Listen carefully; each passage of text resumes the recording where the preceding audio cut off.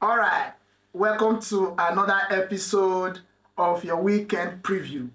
I'm here with you, with Ebube, and I'm Austin, and today we're going to be going and checking out all the Premier League games, Premier League matches of the weekend, as well as discussing about the previous FA Cup, Carabao Cup exit, La Liga, and everything. Guys, stay tuned. Good morning from wherever you're watching from. Good afternoon, good evening. Before we start, please don't forget to like, share, and subscribe.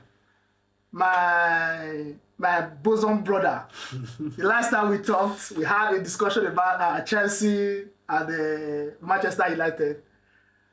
You guys said I was boasting that you didn't see a win coming with your fellow Chelsea fans. I call you a Chelsea fan because you didn't back us 100%, but we won. So, no, but you can say if anybody that watched that match know that when the both team had red card, the game was now balanced. You could see Man U was not a good team when the both team had red card. Because if it was another team playing Chelsea and Chelsea had red card within the first half, my guy, that match for finish for that first half to finish, even if it's 20 minutes left, that match for finish for 3-0 for first half or 4. Then second half can come or anything, they go load goals put. But you can literally see that Man U is not a scoring team. Even Manchester United striker Sesko could not even get a goal with a Chelsea team that is one man down. So you not get what you want. All this always talk that it not make sense. This one are medicine after death. Man United has collected 3 points. Yeah, 3 points was collected. But before the red card, Man United had 3 shots. Can you boldly say that that Man United team can beat Chelsea any day at any time? With 10 against 11 complete. Yes. No cards in the match. No card. 11 against 11. When Casemiro got the red card, how was Man U playing? We already leading. But how was Man U playing? No, you can't judge with that because Man United we already leading. The dynamics of the game has changed. When the game was 50-50, no card. You watch the game. Now be honest. Before the red card. Yeah, Man United attacking football. So what are you saying?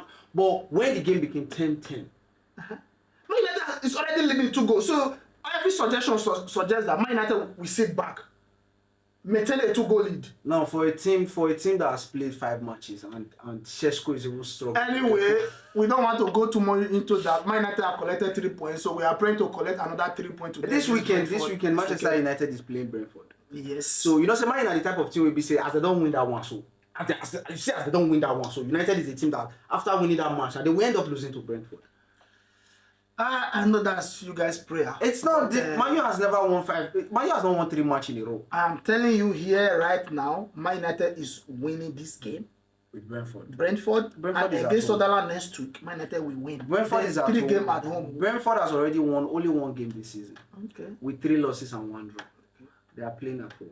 How many has Man United won? Man United has won 2. Has won 2 against Fulham, yes. and against exactly Chelsea. They draw 1, they lost 2. So we're winning our 2nd game. Okay. Anyway, so today we are going to be previewing the games for the week. There are some exciting games coming on. Some games that are a must-win for some coaches. And we're going to be discussing some managers that have been under the radar so far. People don't look at them. Like a coach like Ange Postecoglou, he's taking Nottingham Forest from here to here, and nobody is talking about it because it's not Manchester United. It's not Amorim. The media doesn't pay attention to it. The media doesn't pay attention to it. He has only had 1 win this season. Another coach that was his first game. Another coach that somebody and people are not talking about is Enzo Maresca. Yeah, he won the Mini Mouse Cup in Conference League, and he went and played for Venezia Botafogo and beat a tired PSG team. Yo, Babele for Chelsea, yeah. No, a tired PSG team in the final. Okay. And they are calling themselves world champion. You've shown that when the season started, how many games Chelsea won this season? Chelsea has only won 2 games. They draw against the same Brentford. See. They lost against Man United. The Amorim, people are discussing about Amorim has to be sacked, right? And in contest, Chelsea is only, let me not say Chelsea, Maresca is just 1 point ahead of this same Amorim. But are you comparing the performance? Chelsea has 2 wins, 2 draws, and 1 loss. Manchester United is coming off a 2 loss, 2 win, and 1 draw. Football is a result-based business. They are taking literally. That's what I'm saying. 1 point different. At the end of all your performance, is 1 point different. 1 point different. You are basing it on the point, yes. Which just is we have to base it on the point. Football is a point-based result, right? You're right. You have to base it on points. So if you are talking about these people went and spend a lot on the market. In fact, they bought everybody. They bought underage. They bought young girls, young boys. They bought Enzo Maresca bought everything. Maybe it's because the fact that they took Garnacho from you guys. Garnacho is a piece of trash. We gave them to like. We don't need him. Okay. We don't need him. They bought everything, but nobody is saying Maresca this, Maresca that, Maresca that, Maresca that, right? I was talking to a Chelsea fan a week ago. He said, I should wait after 10 matches, right? Now, in contest, quickly, this season, I know people want to judge Amorim. We have played Arsenal, one of the top 6. We've played Chelsea, one of the top 6. We've played Man City, one of the top 6. And we are 1 point behind Chelsea. Who has they played? Brentford, Burnley, Crystal Palace? Who has they played? People want to judge Amorim. Now let's put it in perspective. Look at the teams he has faced. Amorim has faced compared to other this season compared to other teams. Yeah? Compared to other coaches. He has faced tougher teams. So but at the end of the day, yes. Last season Chelsea is coming off. Oh, you still have to. Since you are basing last season, coach. Since you are talking about this season, it's not about last season. Last season, Tottenham finished 15th. I'll be 17th last, but they are in top 4 now. Nobody talk about what they finished last season, right? Yeah. Nobody's having a conversation. Ange Postecoglou won the Europa League last season, and it was sad. But this season now, he's coming off just one. Forget about last season. Last season, Man City were a shadow of themselves. Today we are focusing on. Let me base it on this. This season. See, let me base it on this. Last season, Arteta was trophyless. Arsenal was trophyless. I think say you see Man United, I need them to win 3 games in a row. Which they are going to do. 3 games under the base. They will do it. I'm not even they say 5 or this thing. They've already won 1. They've won 1. So they play Brentford. Okay. Let them win that one. They will win. Then if they win the 3rd one, we can say okay, fine. There is a chance we can be competing for top 4. Man, you go to compete for top 4. United is competing for top 4. But at this place and this junction right now, performance wise, football as a who is playing more good football. Chelsea is playing more good football. I doubt it. They are. I doubt it. The only difference is that right now, Chelsea's finished their chances. In terms of good football, you can check your statistics. Statistics. Yes, statistics. Listen. Your striker has played 5 matches. Manchester United striker has played 5 matches. He never has scored 1 goal. Yes. The same goal chorus will be saying man you not bad. Already has about 3 goals, or I think 3 or 4. Okay.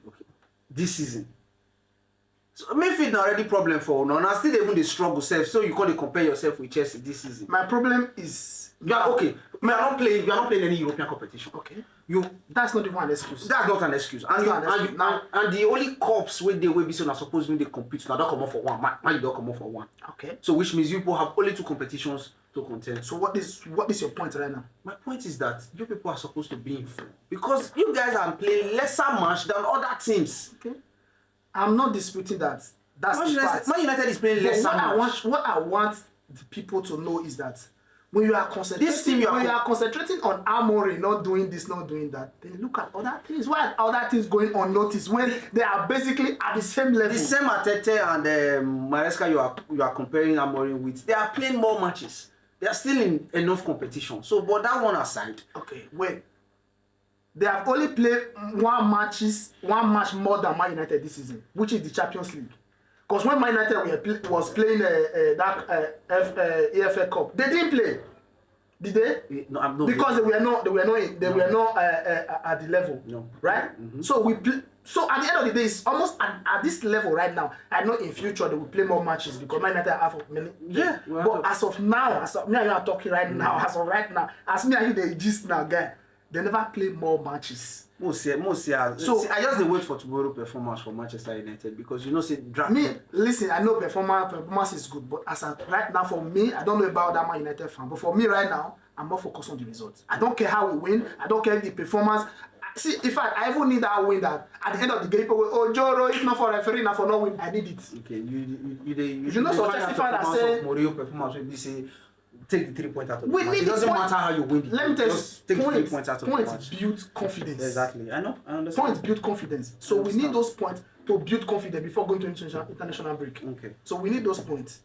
Chelsea is playing Brighton. Chelsea is playing Brighton this season, and Chelsea. I see. I know most of you hate Chelsea. When you hear the name Chelsea, you go be like say young person. No, listen, man. I look at football not from a biased point. I know when it comes to Man U, there is a little bias, but sometimes you have to think about it. Chelsea, with what they have done in the transfer market, it's not supposed to even be a discussion if they are playing Brentford or be like, they are playing Brentford, let's see if they can win today. The fact that it's even a discussion like, can they win Brentford?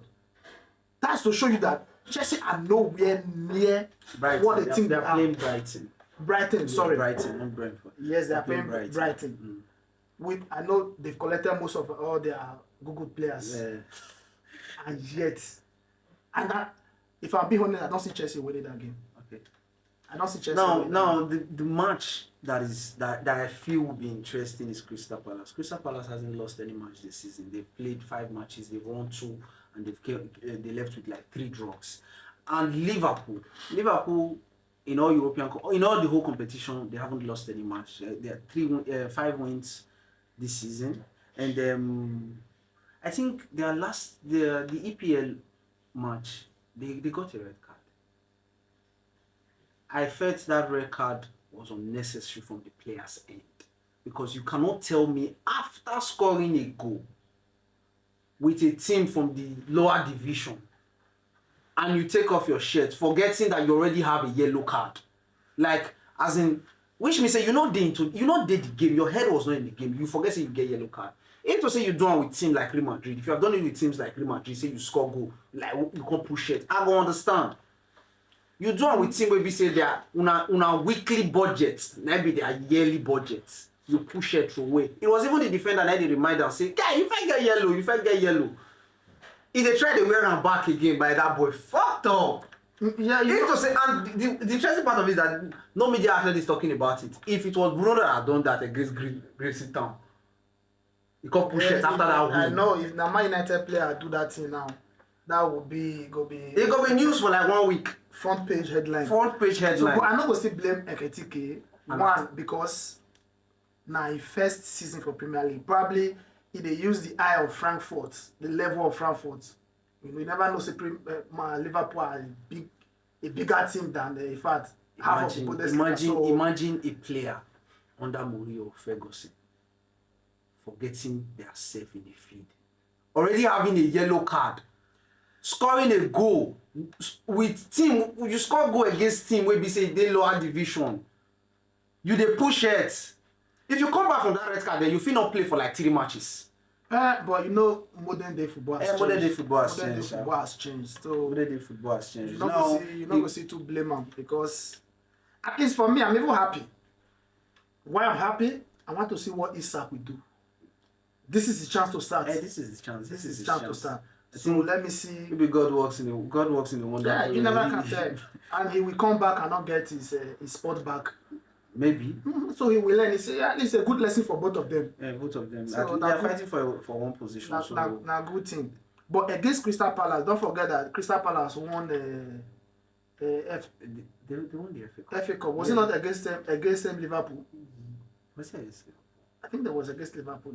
They won that their FA Cup final. Yeah, they won the FA Cup final. Is it against Liverpool or against Man City? Who did they play in the final? I can't even remember. But this season, their coach has been doing well with the same 3-4-3 back 3. Yeah. They have been doing well.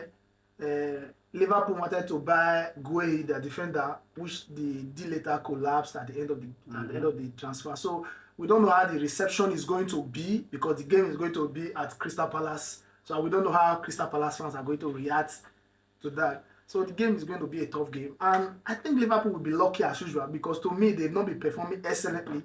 Let's be honest. This season, all their games Wait, are you saying Liverpool hasn't performing excellently? Yes. How you want my team to perform? That's what I'm saying. Now, They played 5 matches and they won the 5 matches. They haven't lost any competition. See, they are among the 5 teams that haven't lost any competition this season. Yeah. Which you have PSG, Bayern Munich, and Liverpool with Crystal Palace. Yes, they are 100%. So I'm not saying that their 100% record is not. It's an impressive thing. But what I'm saying is that most of their winning this season has always come at the dying minute. What I'm saying is that if they keep that same energy against Crystal Palace and wait till the dying minute, that dying minute will never come. It does if Crystal Palace doesn't play back. It might never come. Yeah, they will definitely play back the balls because when you are playing against a bigger team that is bigger than you, you always play back the balls. That's why Arsenal fans were angry the other day that Man City play pack the balls. Like, how can Guardiola be playing? No, Guardiola play. That one they call haram football. Listen, pack the balls they different from haram football. But Arteta has been doing those things against Man City for years. Of course, he has been doing it for years. Now it's your turn. Now you are now at the top of the game. Mm-hmm. You play and break them down. You cannot now. You are complaining that Pep is playing haram football. So for that, I don't think Man City is playing Burnley. I think that's an easy win for Man City. I don't see anything. That should be an easy win. To me, Burnley is going to relegation. Burnley and Wolves. Wolves is having a terrible season. Terrible. 5 games, 5 losses, 0 points, and they have 9 goals. And then Tottenham is playing Wolves. That's an easy win for them. Wolves hasn't won any match this season. Yeah. They haven't won any match this season. Them losing, some of their players being sold and everything. So I think this is the season they go to relegation. This is the season. If they lose 3 or 4 more matches again, this is the season they go to relegation. Then the match that we get everybody talking is Newcastle and Arsenal. You first shout. What do you think Arteta has to do in that match? Is there any changes he thinks he needs to make? Newcastle have not come back to that level they were last season. No. Because this season I think they've only won 1 match. They drew their first game, lost their second, draw their third, then won their fourth. Yeah. So I don't think the 4th one, so, the 5th one. And Arsenal have only lost once this season. The thing is that so Newcastle is playing in a lot of competition. It's not. See, sometimes it's an excuse. It's not an excuse. It's not having that experience. It's an excuse sometimes. It's not an excuse. It's an excuse. Listen. That is why before a season starts, you have a transfer window. Nottingham Forest has not been the same since they went for their... I don't give a fuck about being themselves. That is why you have a transfer window before the season starts. Before the season starts, you already know the competition you will be performing in. Mm-hmm. You already know how many matches you are going to be playing. Yeah. So transfer market is open. So it's not an excuse that I'm playing in Frankfurt, I don't have player to rest. This is it. Who try to consign me? It's not an excuse, and that what makes you a big team. You don't see Real Madrid complain that I'm playing in La Liga, I'm playing in Copa del Rey, I'm playing in this thing. So because of that one, I cannot perform. Just compare the team, the way you take and compare their yearly budget and everything. Just compare. Newcastle is one of the richest this thing in the world. Richest, but their revenue cannot back it. Their revenue can back it. How? These people went for Eketike. Listen, okay. You do follow transfer market. Yeah, of course. They went for Eketike. Mm-hmm. If not for Liverpool swoop in, they would have gotten Eketike. Mm-hmm. They went for Ubomo. They went for Cunha. They went for Delap. Yeah, they went for Delap. So they could have gotten all those players. The player rejected them, not because they don't have the money. If they have the money, so why didn't you go to market? But you should understand the players. So, you should understand that when I mean they don't have the revenue, it's not about paying for a player. What? It's about the salary base. Bro, wait. These people offer Sesko a more salary, more agent fee, more wages, and Sesko choose Man United. Did you follow the news? They offer more salary. Agent even have to reduce his agency fee for Sesko to come to Man United. Yeah. Sesko wanted Man U. So what are we not saying? It's about choice, not being. See. So it's not like they don't have. Now you're getting me. It's not like they don't have the money. They have the money. So I don't pity for them if they don't get the player what they want. Wait till I might just explain to you, Nabi, if you don't get the revenue to back some certain signing, you know your enter market. Other people get. I know, but what I'm saying, what I'm saying that if they are balancing the books, they have more than enough to do whatever shopping they have. Okay. These niggas know that we are going to sell Isaac for 100 or something million. Yeah.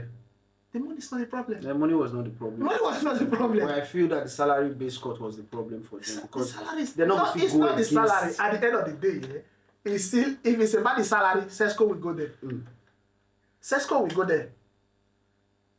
It's not about the salary. At the end of the day, it still becomes who you are. Man U is still a bigger team than them. So they should not complain about Man U hasn't won any major trophy for like 2 to 3 years. But if you ask a Newcastle fan now, the highest revenue last season. Fine, but if you ask a Newcastle fan, they will say we are not bigger than them right now because they will always say what have you won? Basing it on performance and what we have won for the past 5 years. So why should them playing in a many competition be an excuse for them? Okay. If you want to die with the big boys, be ready to die with the big boys. You claim you are not a team that play in the Champions League year in year out. Man U is not. Then face the consequences. Play in the Champions League year in year out. Don't use that as an excuse now that you cannot perform. No me interesa. How is that my problem? But they will struggle this season. They will struggle.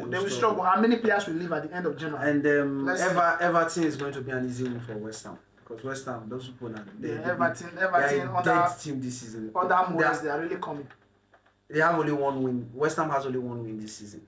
Yeah. Losing one of their best players and they are coming off 4 losses. Everton is still well to do.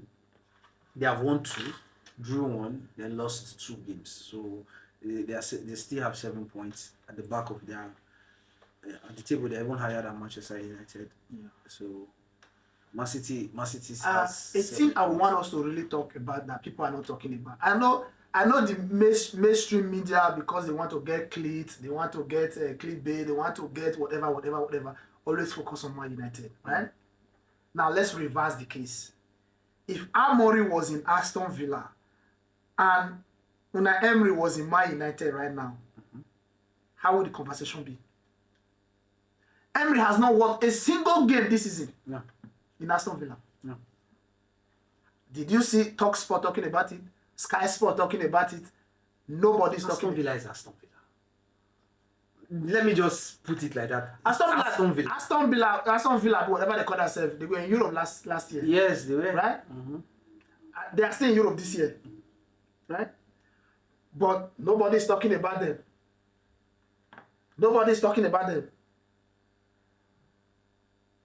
Everybody quiet now. I know they will make an excuse now. He didn't sign the player he wanted. But he kept Oli Watkins. Yeah, but he wanted Oli Watkins. He said no. He got Sancho. Hey, but he won his match with Bologna. He won his match with Bologna. At the end of the day, he's going to be judged based on the league. Nobody judges his performance in the league is very poor. He has 3 draws and 2 loss. So, but what I'm saying is that right now, the media is not focused on it. I think the blame, if they want to be distributing blame in the Premier League here, it should be a standard. Like, let it be equal. Yeah. Let it be equal. Not focus on some and leave some. Because Unai Emery doesn't seem to be under any pressure. But it has to be. It has to be. And because at the end of the day, it doesn't matter if you win the Europa League. No. And you won the Europa League. And got sacked. Why? Because you are judged on your Premier League, on your domestic league. Not except you win the Champions League. Champions League is a different ball game entirely. So he hasn't won any game. And who are they playing against this weekend? They are playing against the Nigeria team. Fulham. It's actually the Nigerian team because we have about 4 players. Snapchat boys. So they are playing against the Nigeria team. So, and I don't see a win coming from them. From Aston Villa against the Fulham. They might. I don't think so. They might. Fulham are playing better. But anything can happen. It's football. So, this weekend games, which match do you think is the match to watch out for? It's Newcastle Arsenal.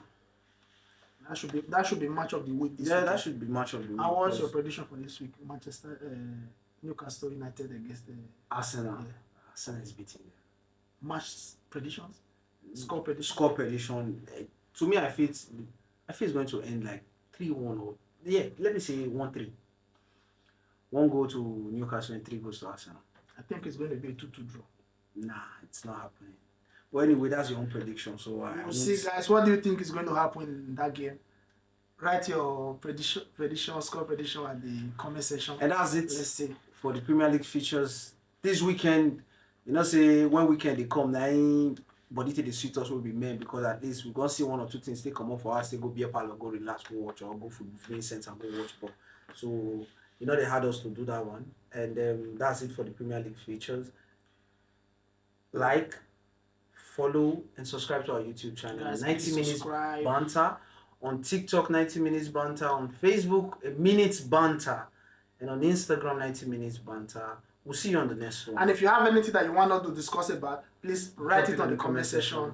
I will talk about it. And you can also send us a message on all the platforms, on WhatsApp, on Facebook, Instagram, and TikTok. And we'll respond to your messages. Okay. Then, guys. See you on the next one. Hello. Ciao. Say our camera. Producer aware. Say our camera. Producer aware. Our camera.